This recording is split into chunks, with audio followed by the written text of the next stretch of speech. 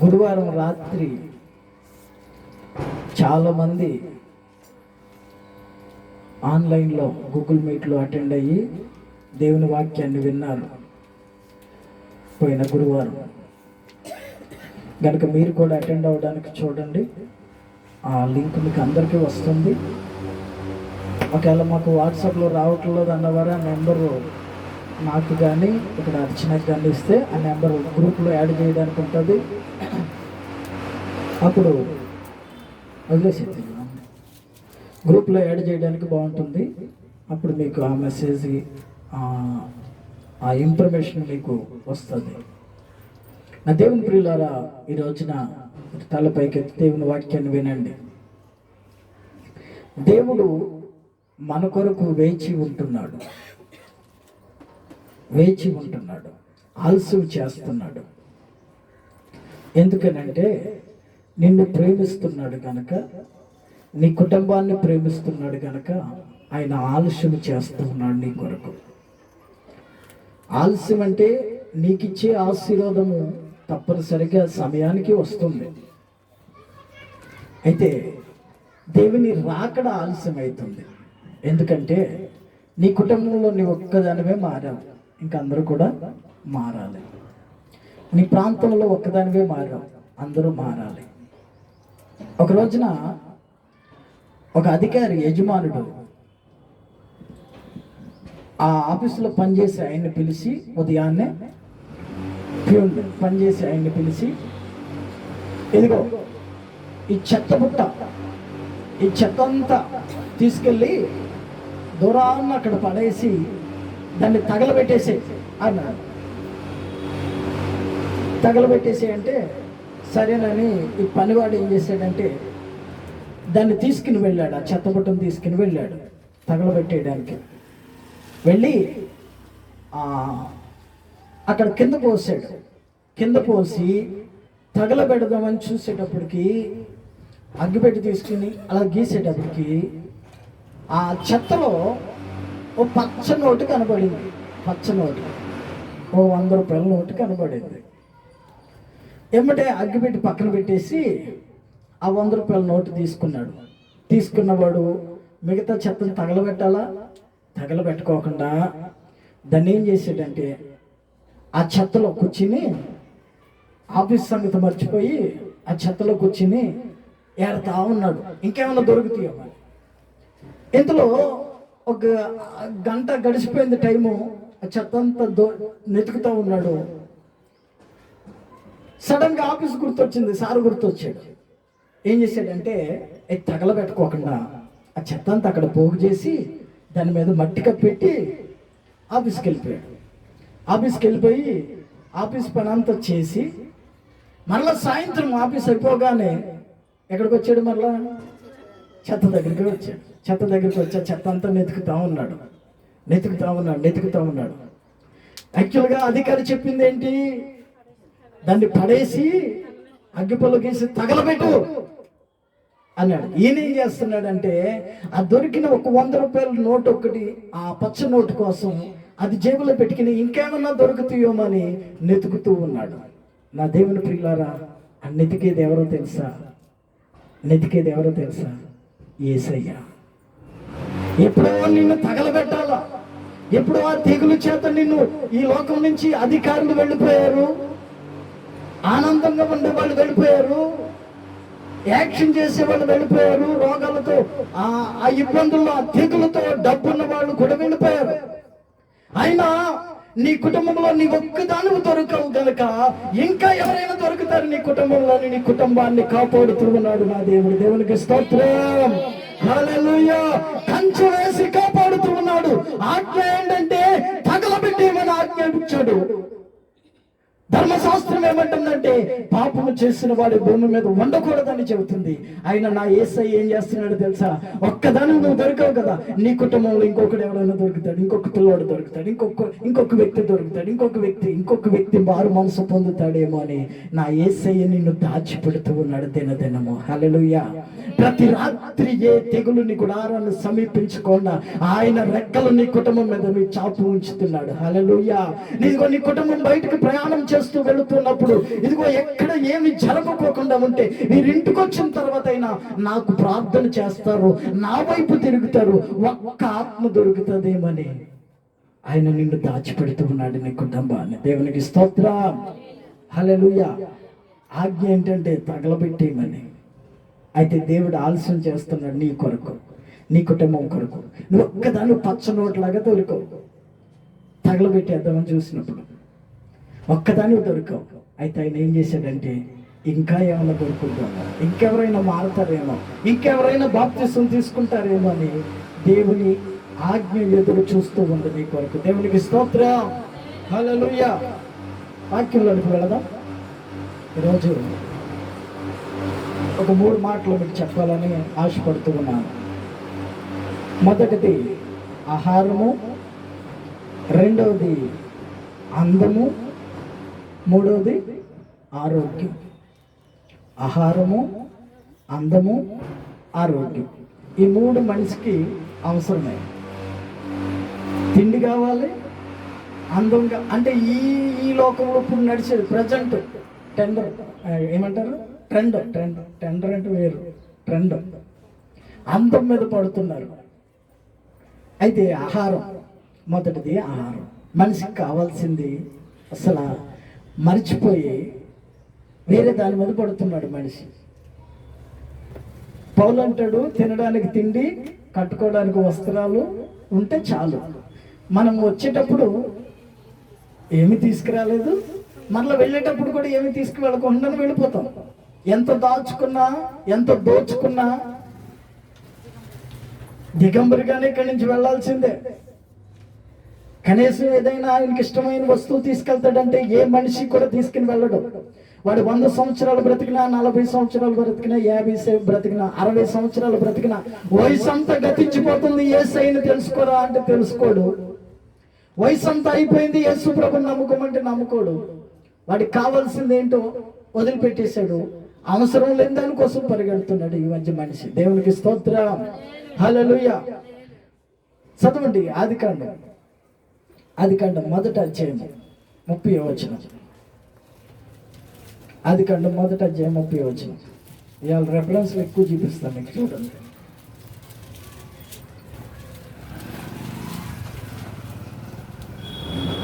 భూమి మీద నుండి జంతువులన్నిటికీ, ఆకాశ పక్షులన్నిటికీ,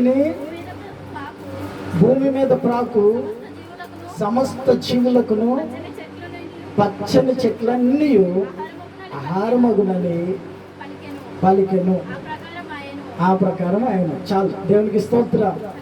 మొదటిగా దేవుడు మనకిచ్చిన ఆహారం ఏంటో తెలుసా?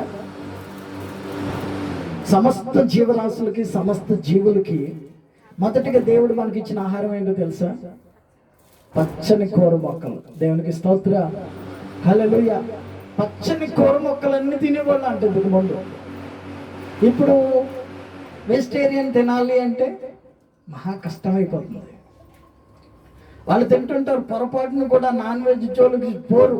అలాంటి వాళ్ళు కూడా ఏం చేస్తారంటే ఇంట్లో వండుకుంటే తప్పని రెస్టారెంట్కి వెళ్ళి తినేసి వస్తారు. దేవునికి స్తోత్రం, హల్లెలూయా. ఇంట్లో వండుకుంటే వాళ్ళు పెద్దోళ్ళు ఊరుకోరని, వాళ్ళు మామగారు, అత్తగారు ఎవరో ఉంటారుగా, వాళ్ళు ఊరుకోరని ఫంక్షన్కి వెళ్ళినప్పుడు లేకపోతే రెస్టారెంట్కి వెళ్ళినప్పుడు బయటికి వెళ్ళి ఆర్డర్ చేసుకుని తినేసి వస్తారు. ప్రతి వాళ్ళకి ఇప్పుడు అవసరమైంది ఏంటంటే నాన్ వెజ్. దేవునికి స్తోత్రం, హల్లెలూయా. అదే కదా 2 సంవత్సరాల నుంచి రేట్లు ఎలా పెరిగిపోయినాయి, నాన్ వెజ్ రేట్లు. నిన్న ఒక చేపను అడిగితే కొరమేను కిలో 600 అంట, 1 కిలో. అది మహా రుచి ఉంటుందంట. ఈ రుచికి ఎగబడుతున్నాడు కదా మనిషి. దేవునికి స్తోత్రం, హల్లెలూయా. ఈ రుచికి ఎగబడుతున్నాడు గనుక దేవుడే ఆలోచించాడు, అప్పుడే ఆలోచించాడు. కూర మొక్కలు ఇచ్చాడు, ముందు కూర మొక్కలు ఇచ్చాడు. తర్వాత ఈ నోవాహు వాడలో నుంచి బయటకు వచ్చిన తర్వాత ఆదికాండం 9వ అధ్యాయంలో, ప్రతియోధులే కానీ ఆదికాండం 9వ అధ్యాయంలో ఇదిగో ఈ జంతువులను మీరు చంపుకుని తినండి అన్నాడు. అక్కడ నాన్ వెజ్ స్టార్ట్ అయింది. దేవునికి స్తోత్రం, హల్లెలూయా. అక్కడ వరకు కూడా మనిషి ఒక కూర మొక్కలు తింటూ బ్రతికేశాడు. అక్కడ వరకు కూర మొక్కలు తింటూ బ్రతికాడు మనిషి. అక్కడి నుంచి మాత్రం నాన్ వెజ్ ప్రారంభమైంది. అయితే దేవుడు చేసింది ప్రతిదీ మన కొరకు మంచిది చేశాడంట. మంచిది చేశాడంట. చదవండి 2వ అధ్యాయం 9వ వాక్యం. 2వ అధ్యాయం 9వ వాక్యం ఆదికాండం. మరియు దేవుడైన యెహోవా చూపునకు రమ్యమైనది, ఆహారమునకు మంచిదైనది, ప్రతి వృక్షమును ఆ తోట మధ్యలో జీవవృక్షమును మంచి చెట్ల తెలుగునిచ్చు వృక్షములను నేల నుండి పంపించాడు. దేవునికి స్తోత్రం. హల్లెలూయా. అన్ని భూమిలో నుంచి వచ్చే వాటిని మన కొరకు పదార్థములుగా తయారు చేసి పెట్టాడు. పైగా అక్కడ ఏమంటాడంటే మంచిది మంచిది మంచిది. దేవునికి స్తోత్రం. ప్రతిది మంచిది నీ కొరకు చేసి పెడితే నువ్వేం చేస్తున్నావు అంటే చెడ్డదాని కొరకు. హల్లెలూయా. రుచిగా ఉందని ఫుల్గా తింటాడు, అరగలో దాన్ని. హల్లెలూయా. రుచిగా ఉందని ఫుల్గా తింటాడు, అరగలేదని టాబ్లెట్లు వేసుకుంటాడు. అక్కడ అరగలేదు ఇక్కడ అరగలేదు అని చెప్పి హాస్పిటల్కి పోతే వాడు గ్లూకోజ్ పెట్టాల. దేవునికి స్తోత్రం. హల్లెలూయా. హల్లెలూయా. మనిషి దేవుని ఆలోచనకు విరోధంగా చేస్తూ ఉన్నాడు. ఎప్పుడు చూసినా దేవుడు అంటాడు, ఇదిగో బిడ్డ నీ కొరకు మంచిది తయారు చేసి పెట్టాను నేను. దేవునికి స్తోత్రం. హల్లెలూయా అంటది. ఆ తల్లి అంటది అయ్యా బెండకాయ కూర తిన్నాయన లెక్కలు మంచిగా వస్తాయి అంటది. ఈడంటాడు అడిగే కూర ఎవడుతుంటాడు పొద్దున్న, వీడికేం కావాలి? గుడ్డు ఫ్రైయో ఏదో ఒక ఫ్రై కావాలి, అంతే కదా. నాన్ వెజ్ ఏదో ఒక ఫ్రై కావాలి. లేకపోతే ఆ బెండకాయలు ఈ చెత్త అంతా ఎవడు తింటాడు అనేవాళ్ళు కూడా ఉన్నారు ఇంట్లో. దేవుడు అంటాడు, ఇదిగో నీ కొరకు మంచిది చూపులకు. అబ్బా చూడటానికి నేను మార్కెట్లో వెళ్ళేటప్పుడు కాయగూరలు చూస్తుంటా, రకరకాల కాయగూరలు వచ్చినాయి.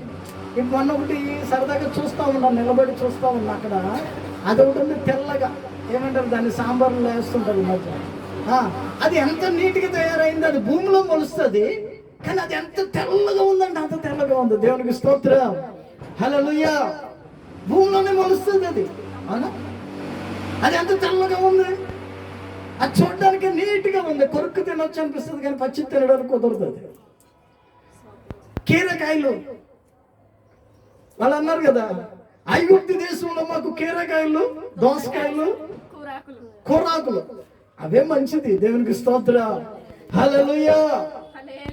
ఆ కీరకాయలు ఒట్టు తినేయచ్చు, ఆ బీరకాయ ఒట్టు తినవచ్చు, దొండకాయ తినవచ్చు ఒట్టిది, ఆ టమాటా.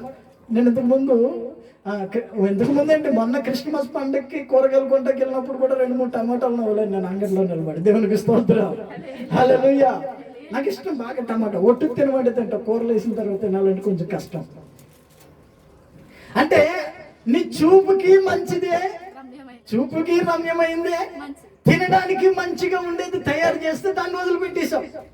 మరి ఇంకెట్లా వస్తుంది నీకు ఆరోగ్యం? అవునా? నీ కొరకు తయారు చేసింది వదిలిపెట్టేసి నువ్వు తయారు చేసుకున్నది తినాలనుకుంటున్నావు. దేవునికి స్తోత్రం. హల్లెలూయా. అదేదో మొత్తం చికెన్ లాగా ఉంటుంది చూడండి, ఒకటి పన్నీర్ దాన్ని వండికి తింటుంటారు. అది తిన్న తర్వాత జనాలకి కడుపు అంతా గ్యాస్ పెట్టేసి ఇబ్బంది పడతారు. చూసే చెప్తున్నాను నేను. దేవునికి స్తోత్రం. హల్లెలూయా. నేల నుండి మంచిది మొలిపించాడు నీ కొరకు, దాన్ని వదిలేసావు.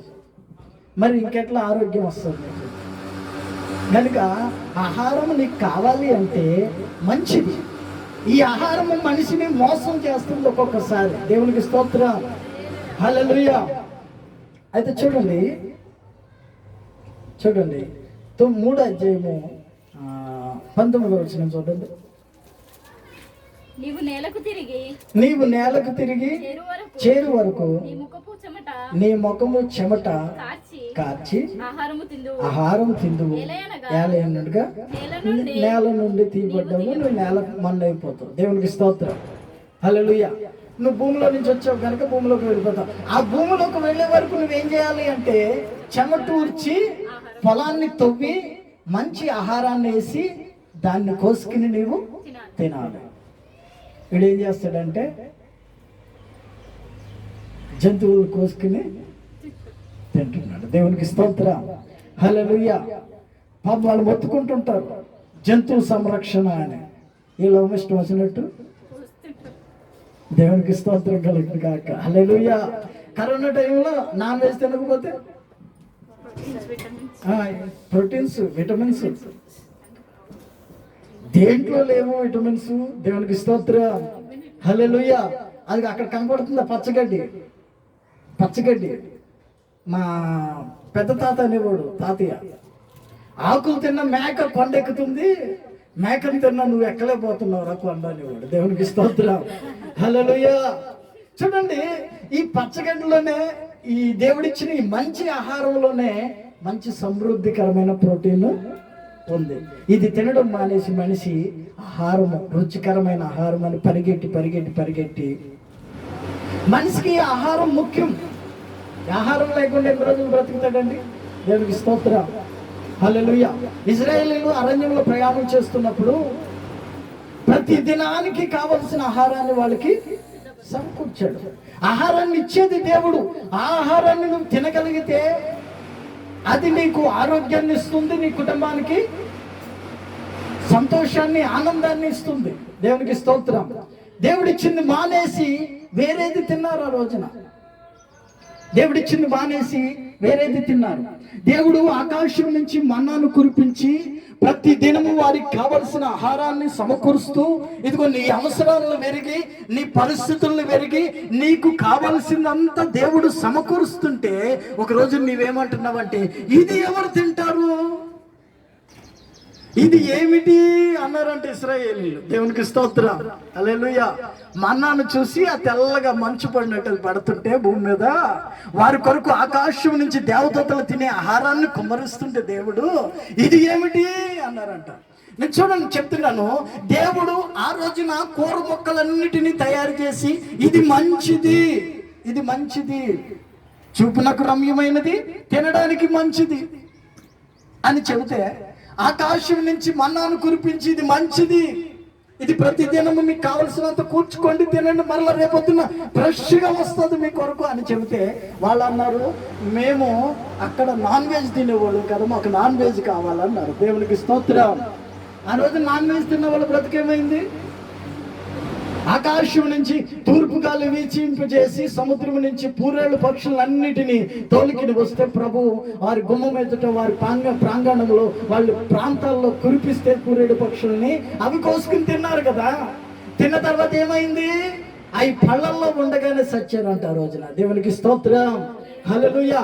నీకు దేవుడిచ్చింది మంచిది, నీవు కోరుకున్నది చెడ్డది.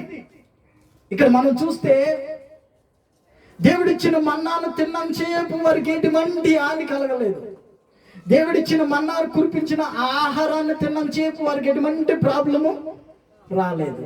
ఎప్పుడైతే వారు కోరుకున్నది తిన్నారో, నీవు కోరుకున్నది దేవుడు ఇస్తాడు, కానీ అది నీకు అపాయమునే కలుగు చేస్తుంది. కనుక నీవు కోరుకోవాల్సింది ఏంటంటే, నీకు అవసరమైంది నీవు కోరుకో.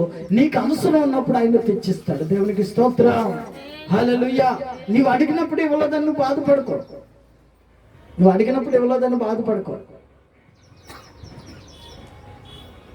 దేవుని ప్రియులారా, మనం అడిగినప్పుడే కావాలి అనుకుంటాం, మనం అడిగినప్పుడు మనకు రుచికరమైనది కావాలనుకుంటాం. ఆయన నీ కొరకు ముందే మంచిది తయారు చేసి పెట్టాడు. అది బయలుపరిచినప్పుడు అది నీకు ఆహారముగా, ఆ ఆహారం నీకు ఆరోగ్యాన్ని కలుగు చేస్తాడు. దేవునికి స్తోత్రం, హల్లెలూయా. ఒక రోజున యాకోబు అరణ్యంలో ప్రయాణం చేస్తూ ఏం ప్రార్థన చేశాడో తెలుసా? నాకు తినడానికి తిండి, కట్టుకోవడానికి వస్త్రాలు ఇచ్చి, నేను వెళ్ళిన ప్రతి మార్గంలో నీవు నాకు తోడుగా ఉంటే నీవు నాకు దేవుడు అయి ఉంటావు. దేవునికి స్తోత్రం, హల్లెలూయా. ఈ ఆహారము మనుషుల్ని అనేకమైన చోటన మోసం చేసింది. ఒక రోజున యాకోబు చిక్కుడుకాయల కూర వండుకున్నాడంట. చిన్నోడు చిక్కుడుకాయల కూర వండుకున్నాడు.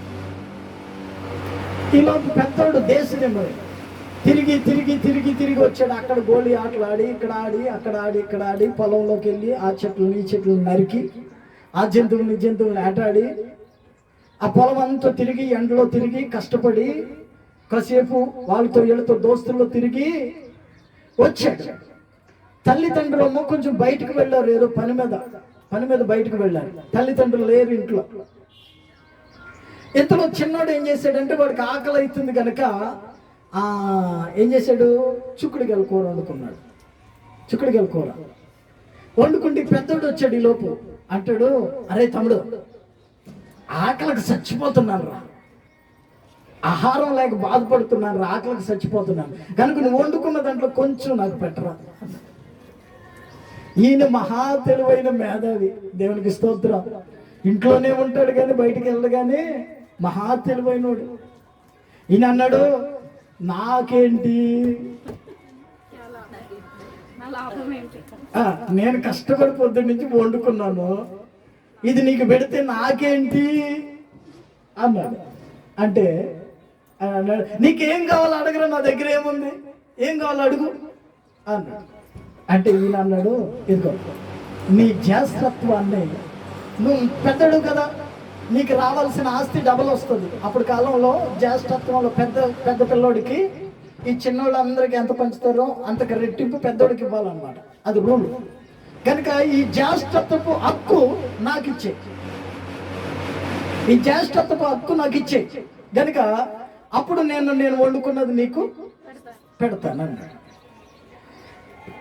అయితే అతను అన్నాడు, అరే ఆకలి అయిపోయి ఆహారం లేక చచ్చిపోతున్నా, ఇంకా జ్యేష్ఠత్వాన్ని నేనేం చేసుకోవాలి, కనుక ఇచ్చేస్తా, నాకు కొంచెం అన్నం పెట్టాను. ఆ రోజున ఏం చేసాడంటే, యాకోబు వండుకున్న చిక్కుడుకాయల కూర ఆహారం కొంచెము పెట్టాడు. పెట్టిన తర్వాత ఆ రోజు నుంచి, అయ్ జ్యేష్ఠుడా, పెద్దోడా అని పిలిచా అంటున్నాడు అక్కడ నుండి. అయ్యి నిన్నటిదాకా వాడు పలికాడు కదా, ఇవాళ నుంచి నువ్వు పలుకుతున్నావు ఏంటంటే, నిన్న మారిపోయింది కదా. చిక్కుడుకాయల కూరకి జ్యేష్ఠత్వాన్ని అమ్మేసుకున్నాడు ఆహారం కొరకు. చదువుతారా మాట 25:34, అది కండి 25:34.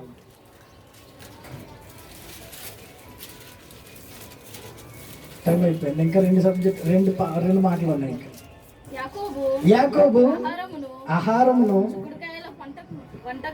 చిక్కుడుకాయల వంటకమును ఏసావుకి ఇచ్చెను, అతడు తిని త్రాగి లేచిపోయాను. అట్లు ఏసావు తన జ్యేష్ఠత్వమును తృణీకరించెను. దేవునికి స్తోత్రం, హల్లెలూయా.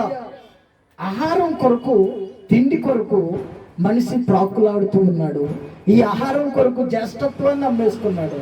ఈ ఆహారం కొరకు ఒకడు పొడి చేసేవాడు ఉన్నాడు. హల్లెలూయా. కరుణమేడ్ సినిమాలో ఒక మంచి సీన్ పెట్టారు. అధికారి బయటకు వచ్చి ఒక రొట్టెని ఇట్లా ఇసిరేస్తే అడుక్కునేవాడు కోసం అక్కడ ఉన్న వాళ్ళందరూ వెళ్ళి వాడి మీద పడేసి వాడిని చంపేసి ఆ రొట్టెని ఎంత మొక్కొచ్చి ఉండొచ్చు ఆ రోజున, కానీ ఒక ప్రాణాన్ని. అంటే ఆహారం ఎంత ముఖ్యం మనిషికి. అందుకని దేవుడు ఏం చేశాడంటే, ఇది కూర మొక్కలన్నీ మీకు నేల నుండి మొలుస్తూ ఉంటాయి. ఇప్పుడు జంతువులను చంపుకుని తింటా ఉన్నారని ఎన్ని జంతువులు కావాలి మీకు? మోషే అంటాడు కదా, నేను ఎన్ని మేకలను, పొట్టేళ్లను, గొర్రెలను తెచ్చి వీళ్ళ కోసం వధించాలి. లక్షల మంది ప్రజలు, వాళ్ళకి నాన్ వెజ్ పెట్టాలంటే నేను ఎక్కడి నుంచి పెట్టాలి అన్నాడు మోషే.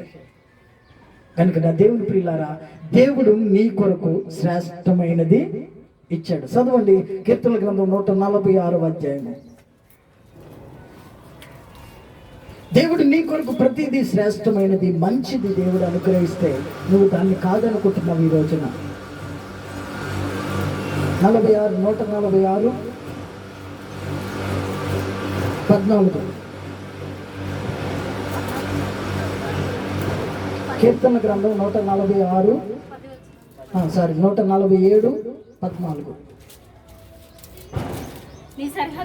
నీ సరిహద్దులలో సమాధానము కలుగజేయవాడు ఆయనే, మంచి గోధుమలతో. అబ్బా, ఏది చూసినా మంచిది దేవుడు నీకు ఇస్తే నువ్వు దాన్ని కాదంటున్నావు ఈ రోజున. దేవునికి స్తోత్రం, హల్లెలూయా. చూపునకు రమ్యమైనది తినడానికి మంచిది. మంచి గోధుమలు, మంచి శ్రేష్టమైన ఆహారం, మంచి మన్నా, అన్ని మంచి నీ కొరకు తయారు చేసాడే. ఆ దేవుణ్ణి నీవు స్తుతించకుండా ఉండగలుగుతున్నావా? దేవునికి స్తోత్రం. హల్లెలూయా, హల్లెలూయా. ఇంతకు ముందు ఎవరో ఒక 1000 స్తుతులని 1000 స్తోత్రాలని బుక్ రాశారు. ఆ బుక్ చాలా మంది కొనుక్కున్నారు. మరి ఎవరు పాటించారో తెలియదు కానీ నాకు, నేనైతే కొనలేదు. ఎందుకంటే దేవుడు నా జీవితంలో స్వతహాగా చేసిన కార్యాలు తలంచుకునే స్తుతిస్తూ ఉంటాను. ఎప్పుడూను ఈ బైబిల్లో ఉన్న కార్యాలన్నీ చదువుకుని స్తుతిస్తూ ఉంటాను. అందులో కూడా రాశారు, ఇక ఆకాశం నుంచి మన్నాను కురిపించిన దేవా స్తోత్రం, స్తోత్రం, స్తోత్రం. సముద్రమును పాయలుగా చేసిన దేవా స్తోత్రం, స్తోత్రం. ఇదిగో మంచి గోధుమలతో మమ్మల్ని తృప్తిపరిచేవాడు స్తోత్రం, స్తోత్రం. ఇవన్నీ స్తోత్ర అర్పణ దాంట్లో రాయబడి ఉంది. కనుక నీవు జీవితంలో మంచిది చేసిన దేవుడు ఉన్నాడు అంటే ఆయన నజరేయుడైన యేసుక్రీస్తు. దేవునికి స్తోత్రం. హల్లెలూయా. ఇంకేమన్నాడు చెప్పిన? ఆఖరిగా ఆహారంలో ఆఖరిగా దేవునికి స్తోత్రం. 16:29 నిర్గమకాండం 16:29 నిర్గమకాండం.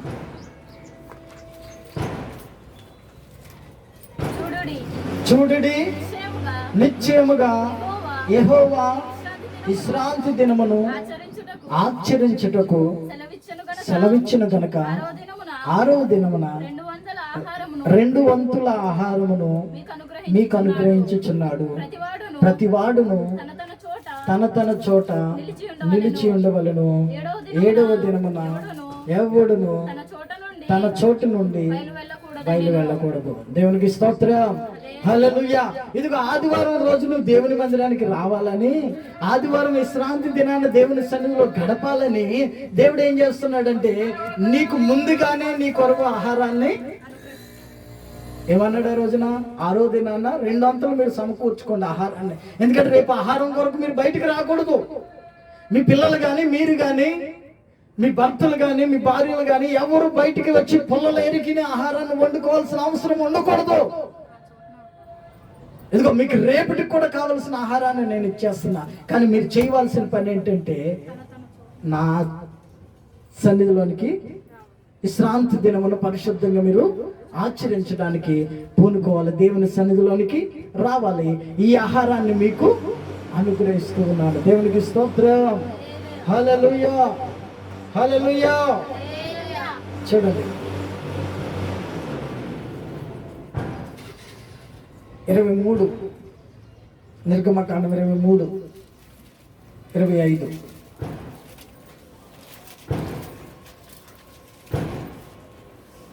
నిర్గమకాండం 23:25. టైం చాలా అయిపోయింది, 11 అయింది. నీ దేవుడైన యెహోవానే సేవింపవలెను. అప్పుడు ఆయన నీ ఆహారమును నీ పానమును దీవించును. నేను నీ మధ్య నుండి రోగము తొలగించెదను. దేవునికి స్తోత్రం. హల్లెలూయా, హల్లెలూయా. ఇక నేను నీ దేవుడైన యెహోవా నీ ఆహారమును నీ పానమును దీవిస్తాడట. ఆహారం దీవించబడుతుంది, చక్కటి ఆహారం దొరుకుతుంది. దాన్ని తినాలి, సమృద్ధిగా ఉండాలి అంటే నీకు కావాల్సింది ఏంటి? ఆరోగ్యం కావాలి. దేవునికి స్తోత్రం. హల్లెలూయా. అందరిని వదిలేద్దాం ఇవాళకి, ఆరోగ్యంలోకి వెళ్దాం. టైం సరిపోతుంది. దేవునికి స్తోత్రం. హల్లెలూయా.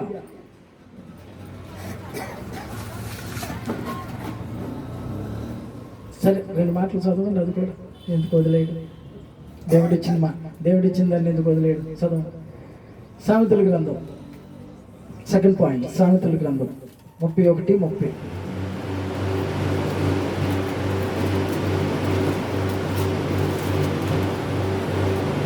ఇలా పాయింట్లుగా తీసి పేరాలు ఆరాలు తీసి చెప్పాలంటే టైం సరిపోదని నేను ఏం చేస్తానంటే మీకు అర్థమయ్యే రీతిలో చిన్న సండే స్కూల్ పిల్లలకి చెప్పినట్టు ఒక కథలాగా చెప్పేసి పోతున్నా సండే.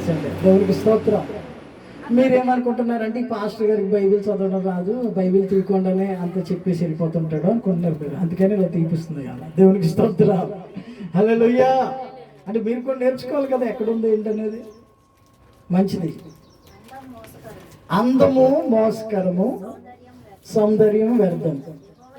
యెహోవా యందు భయభక్తులు కలిగిన స్త్రీ కొనియాడబడును. అందము మోసకరము, సౌందర్యం వ్యర్థం. ఇంకా దానికోసం చెప్పుకోవడం ఏముంది. అందుకే ఆరోగ్యంలోకి వెళ్దామన్నాను. దేవునికి స్తోత్రం. హల్లెలూయా. అందం వెనకాల పడుతున్నాడు మనిషి.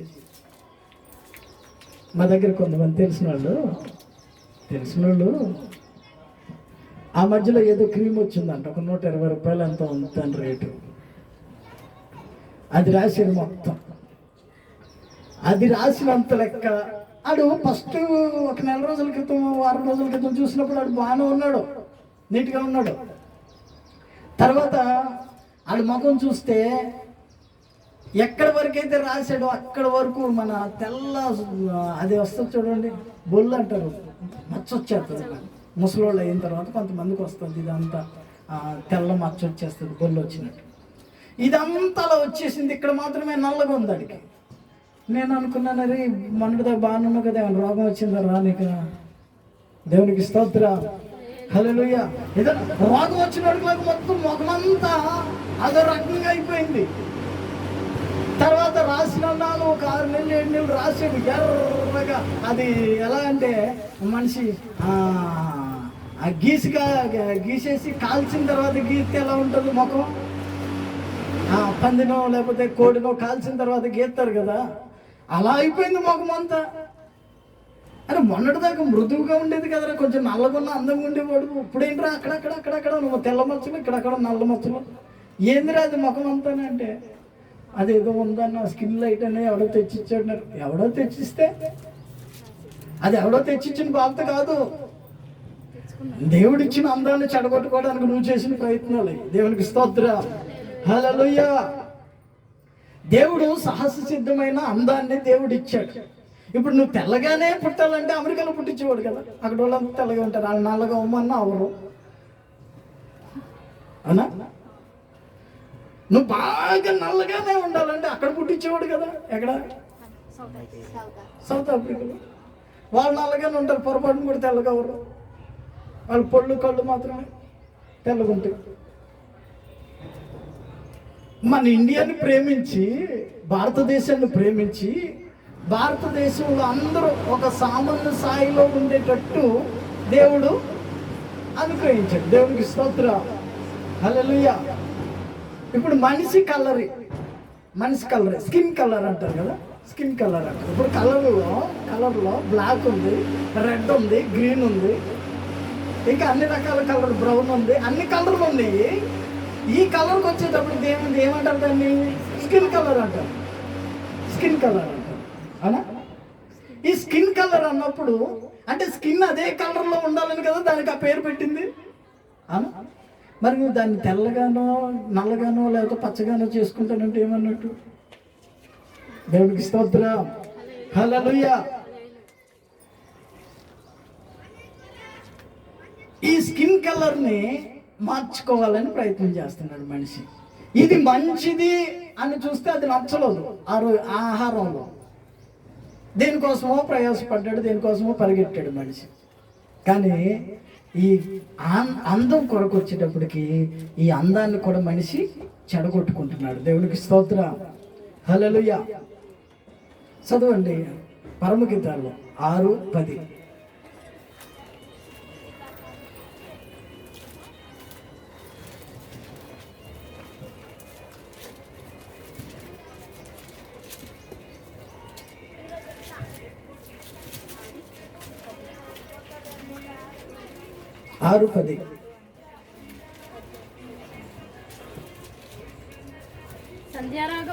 సంధ్యారాగము చూపెట్టుచు చంద్రబింబమంతా అందము గలదై సూర్యుని అంత స్వచ్ఛమును కలంకమును గలదై యుహిత సైన్య సలబీరిక రూపయదు ఈమె ఎవరు? దేవునికి స్తోత్రం. హల్లెలూయా. అక్కడ ఒక సంఘం గురించి చెప్తున్నాడు. మనం వాడికి భాషలో మాట్లాడుకోవాలనుకుంటే, ఇప్పుడు భర్త భార్యను పొగడకపోతే, యాక్చువల్గా పరమగీతాల్లో సల్లంబతి ఏమంటుందంటే, నేను ద్రాక్షవనంలో కాపు కాసి ద్రాక్షవనంలో పనిచేసి నేను నల్లని దాన్ని చూడడానికి బాగా నల్లగా ఉంటుంది. ఎంత నల్లగంటే అంత నల్లగా ఉంటుంది. పగలు చూస్తే రాత్రి ఎందుకు రావాలి? దేవునికి స్తోత్రం. హల్లెలూయా. అంత నల్లగా ఉంటుందా? ఇక్కడ ప్రియుడు ఏమంటున్నాడంటే, అబ్బా చంద్రబింబం అంత రూపం ఉంది నీ దగ్గర అంటున్నాడు. దేవునికి స్తోత్రం. హల్లెలూయా.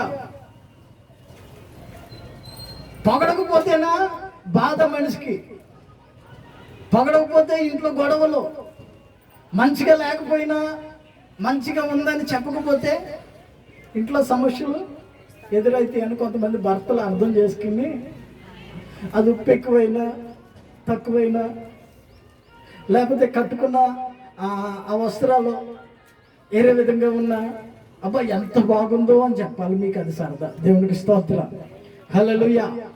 అబ్బా నువ్వు మంచిదాను, నువ్వు చాలా అందంగా ఉన్నావు, చాలా ఇలా ఉన్నావు అలాగ ఉన్నావు అని పొగిడిన వాళ్ళు ఎప్పుడు నమ్మకండి. దేవునికి స్తోత్రం. హల్లెలూయా. ఈ మధ్య భర్తలు కూడా ఏమంటారంటే, అమ్మా బుజ్జి, భార్యను బుజ్జి అని పెట్టవలేదు పెట్టరా.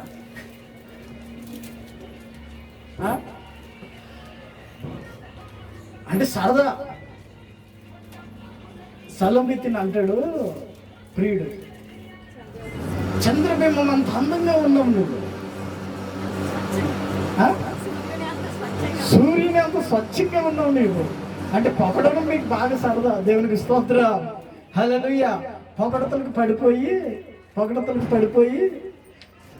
దాచుకున్న డబ్బులన్నీ ఇచ్చేస్తారు సాయంత్రానికి.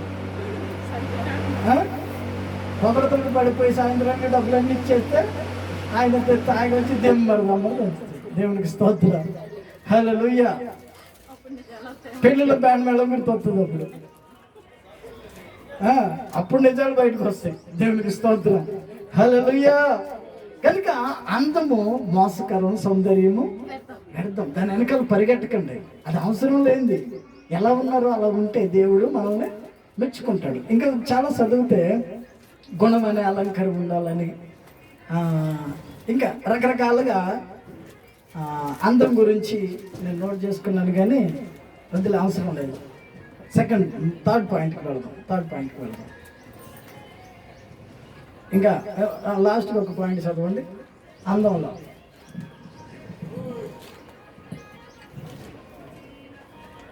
రెండో సమయాల గ్రంథం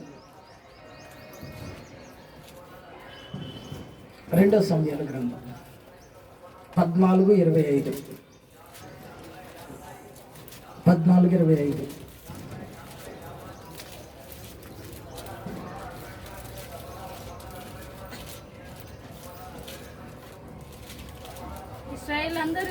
ఇశ్రాయేలీలు అందరిలో అబ్షలోమంతా సౌందర్యము గలవాడు ఒక్కడునూ లేడు.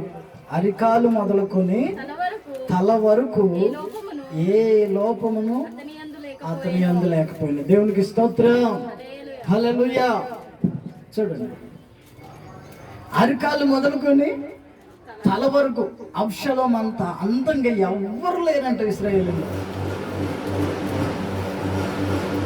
వీడు ఎంత కరిగా ఉన్నా, ఎంత వికారంగా ఉన్నా, వాడు ఏం చేస్తాడంటే అందం కొంచెం ఇక్కడ జుట్టు ఇక్కడ ఇదంతా చెక్కించేస్తాడు. చెక్కించేసి ఇక్కడ కొంచెం తెచ్చుతాడు. మాట్లాడితే ఇట్లా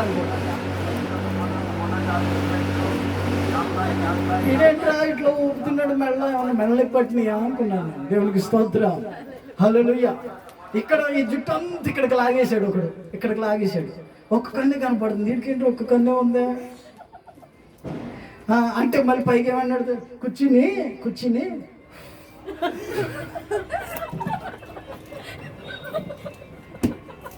అంటే వీడికి ఇది కనపడాలంటే ఈ పెదం బయటకు రావాలి. పెదం బయటకు వచ్చి అంటే ఇది వెళ్ళి గాలికి ఇది లెగుతుంది అనమాట. దేవునికి స్తోత్రం. హల్లెలూయా. ఉన్న అందాన్ని పాడు చేసుకుని ఉన్న అందాన్ని పాడు చేసుకుని ఉన్న అందాన్ని పాడు చేసుకుని ప్రజలు లేని దానికోసం పరిగెడుతున్నాడు, వ్యర్థమైన దానికోసం పరిగెడుతున్నాడు. దేవునికి స్తోత్రం కలుగును గాక. హల్లెలూయా. అందం ఎక్కడి నుంచి వస్తుంది మనిషికి? పరుగులెడితే వస్తుంది. తల పెంచుకుని ఇప్పుడు ఇంతకు ముందు రోడ్డు మీద ఎవడన్నా తలలాగా ఎరబోసుకుని ఉంటే వాడు చూసి పిల్లలు భయపడేవాడు, పిచ్చోడు వస్తున్నాడు. ఇప్పుడు ఇటు పిచ్చోడా మంచోడా అలా? దేవునికి స్తోత్రం. హల్లెలూయా. నిజానికి చెప్పాలంటే అబ్షాలోం అంత అందంగా ఎవరు లేరంట. దావీదు కుమారుడు అబ్షాలోం అరికాలు మొదలుకొని నెత్తి వరకు ఎక్కడ ఎంత చెకప్ చేసినా ఎక్కడ ఎంత లోపం లేదంట. అబ్బా దేవునికి స్తోత్రం. అలాంటి వాడు ఎలా చచ్చిపోయాడు తెలుసా? ఒకరోజు యుద్ధానికి వెళ్ళి గాడిద మీద ప్రయాణం చేస్తుంటే బాగా ఎగురుతూ ఉంది. ఎంత జుట్టు ఉండేదంట అబ్షాలోంకి, జుట్టు వెనకాల. ఆ జుట్టు ఎట్లా తిప్పి ముడేసేవాడు అనమాట. అంత అందం, మహా అందగాడు. ఇంకా ఆయనకి మించిన అందమే లేదంటది కదా బైబిల్. ఇంకా నువ్వు హీరోలు ఎక్కువ ఉన్నావురా అంటే ఎట కుదిరి? నువ్వు బాగా ఉన్నావు, అందంగా ఉన్నావు రా, అంత అందంగా ఎవరు లేడు అనడానికి లేదు. ఇంకెందుకంటే బైబిల్ చెప్పింది అబ్షాలోం అంత అందంగా ఎవరు లేరంట. ఒక ఆమె ఉండేది, చర్చికి వచ్చేది, ముగ్గురు కూతుర్లు.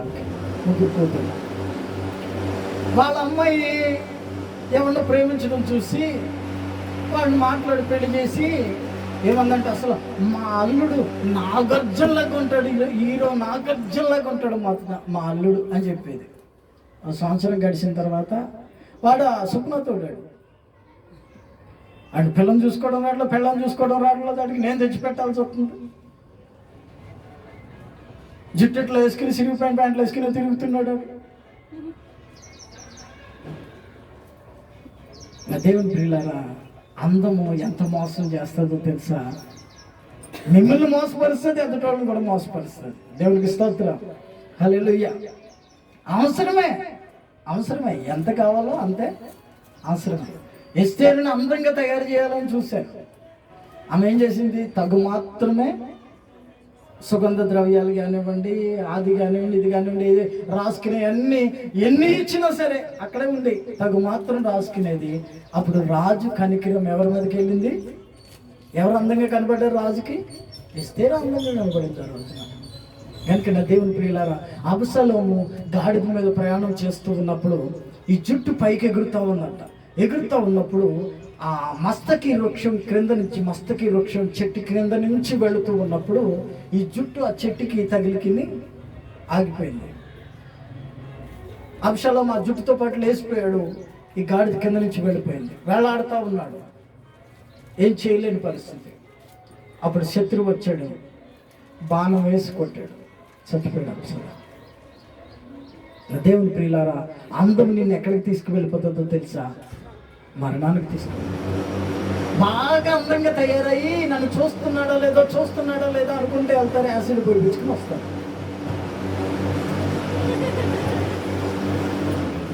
కనుక దేవుడు మనకిచ్చిన అందమే మంచిది, దేవుడు మనకిచ్చిన ఆహారము మంచిది, దేవుడు మనకిచ్చిన అందము మంచిది. మనకంత అందంగా ఎవరు లేరనుకోవాలంతే. దేవుడికి స్తోత్రం. హల్లెలూయా. చదవండి, ఆరోగ్యంలోకి వెళ్దాం. 2 మాటలు చెప్పి ముగిస్తాను నేను త్వరగా. 41:3 ఇందాక చదివిన కీర్తన గ్రంథం 41:3.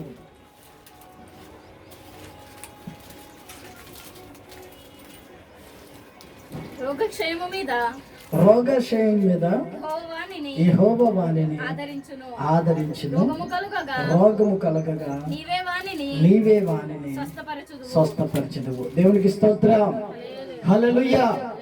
యేసయ్య నీకు సమస్తాన్ని ఇవ్వడానికి లోకానికి వచ్చాడు. రోగశయం మీద నీవు వానిని ఆదరిస్తావు, రోగం కలగగా వానిని నీవు స్వస్థపరుస్తావు.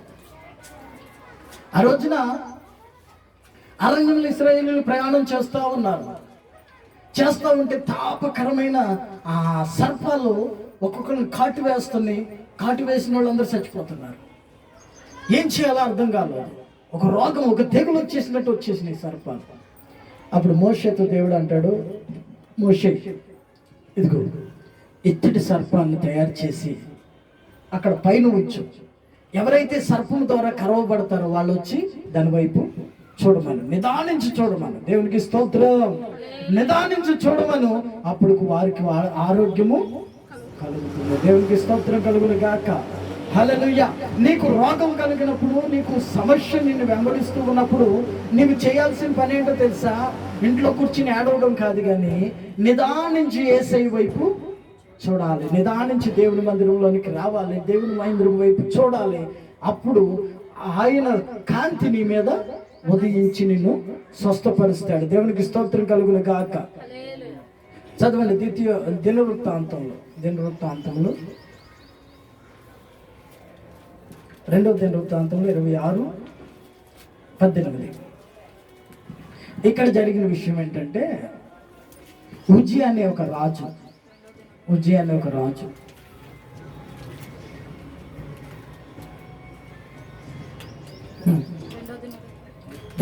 దినవృత్తాంతంలో 26:18. వారు రాజు అయిన ఉజ్జియాను ఎదిరించి, ఉజ్జియా యెహోవాకు ధూపము వేయుటకై ప్రతిష్ఠింపబడిన అహరోను సంతతి వారైన యాజకులు పనియే గాని మీ పని కాదు, పరిశుద్ధ స్థలంలో నుండి బయటికి పొమ్ము, నీవు ద్రోహము చేసి ఉన్నావు, దేవుడైన యెహోవా సన్నిధిని నీకు ఘనత కలుగజేయదని చెప్పగా ఉజ్జియా ధూపం వేయుటకు ధూపార్తిని చేత పట్టుకుని రౌద్రుడై యాజకుల మీద కోపం చూపాను. యెహోవా మందిరములో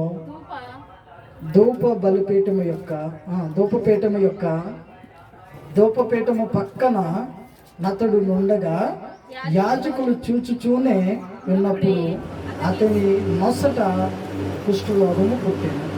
దేవునికి స్తోత్రం. హల్లెలూయా. ఆ రోజున దేవుని సన్నిధిలో యాజకులు ధూపం అర్పించాలి.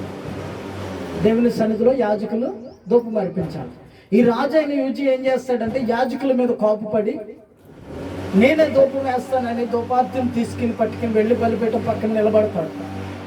ఆ ప్రక్క నుండి యాజకులు చూస్తూనే ఉన్నారు. ఎప్పుడైతే దేవుని ఆజ్ఞను ధిక్కరించాడో అప్పుడు ఏమైందో తెలుసా? రాజే దేవుడు ఎన్నుకున్నవాడే. దేవుడు ఎన్నుకోకుండా ఎవరు అధికారంలోనికి రారు. అతడు సీఎం అయినా, అధికారి అయినా, ఎమ్మెల్యే అయినా, ఎంపీ అయినా, కౌన్సిలర్ అయినా, గ్రామ పంచాయతీ ప్రెసిడెంట్ అయినా, ఎవరైనా సరే దేవుడు ఎన్నుకోకుండా ఎవరికి ఏ అధికారము రాదు. అలాంటిది దేవుడు ఇచ్చిన అధికారాన్ని మీరి దేవుడు ఉండమన్న చోట వండుకోకండి. ఉజ్జియా ఏం చేశాడో తెలుసా? వెళ్ళి ధూపం వేయడానికి దేవుని సన్నిధిలోనికి వెళ్ళిపోయాడు. యాజకులను ఎదిరించాడు, పాస్టర్లను ఎదిరించాడు, అక్కడ ఉన్న పాస్టర్లను ఎదిరించాడు. పాస్టర్లని మాట వినలేదు.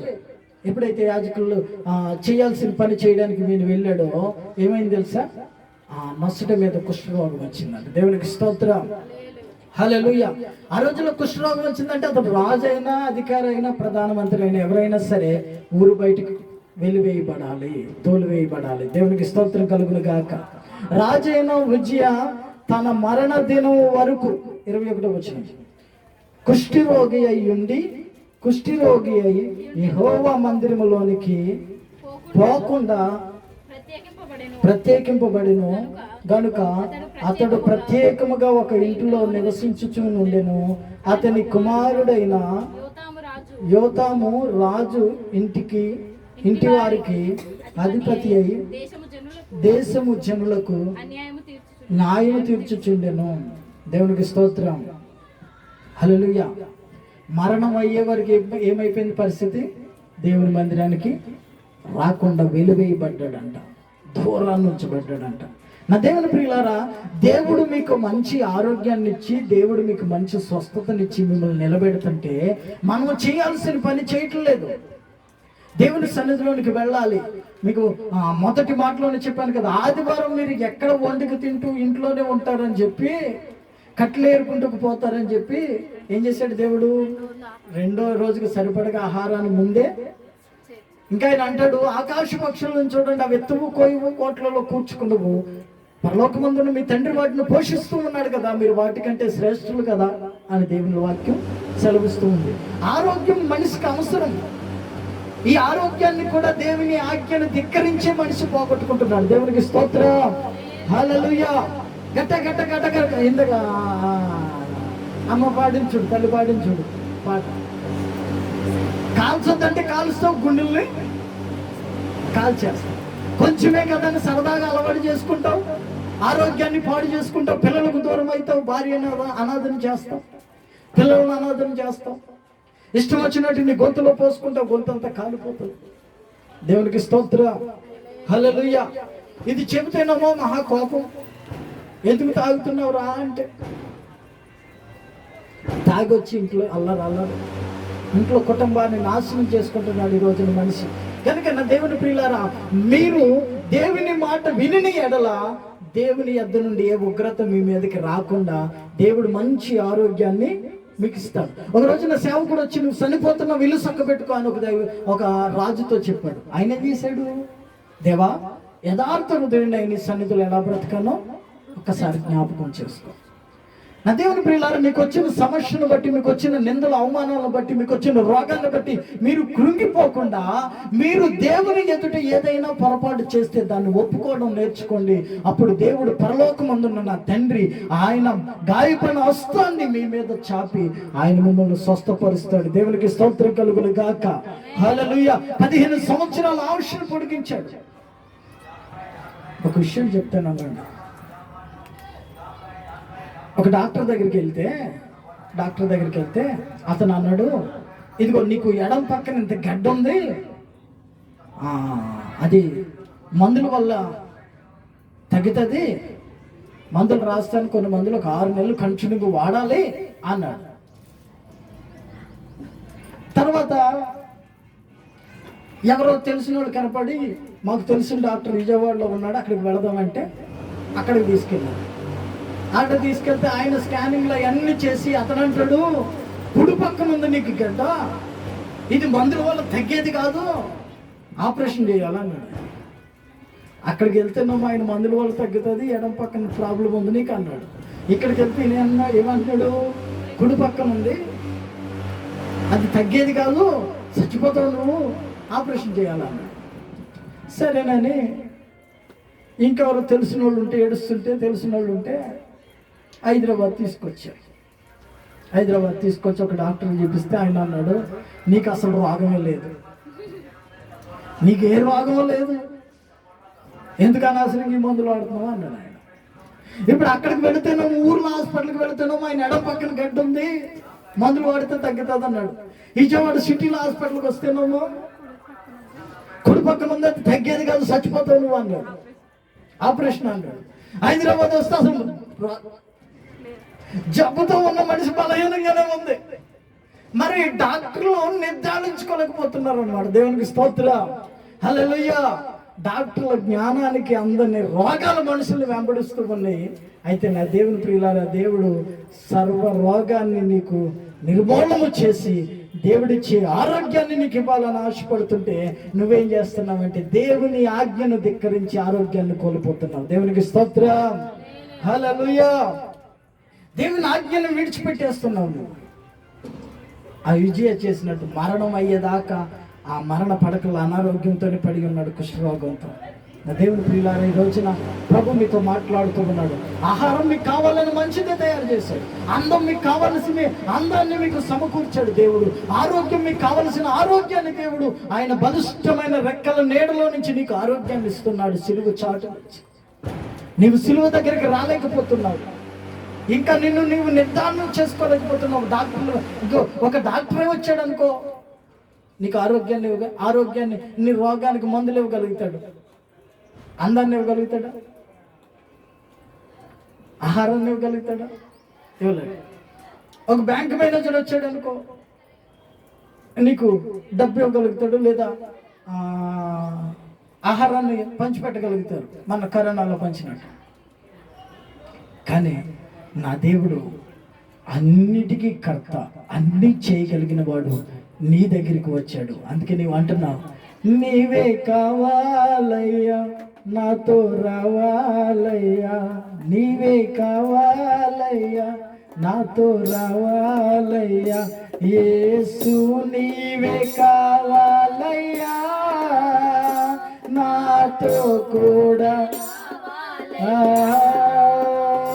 యేసు నీవే కావాలయ్యా. అందరూ మోకరించి ప్రార్థన చేసుకో. కూడా రావాలయ్యా, నీవే నాతో వస్తే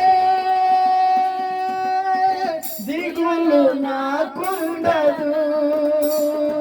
నీవే నాతో వస్తే దిగులు నాకుండదు.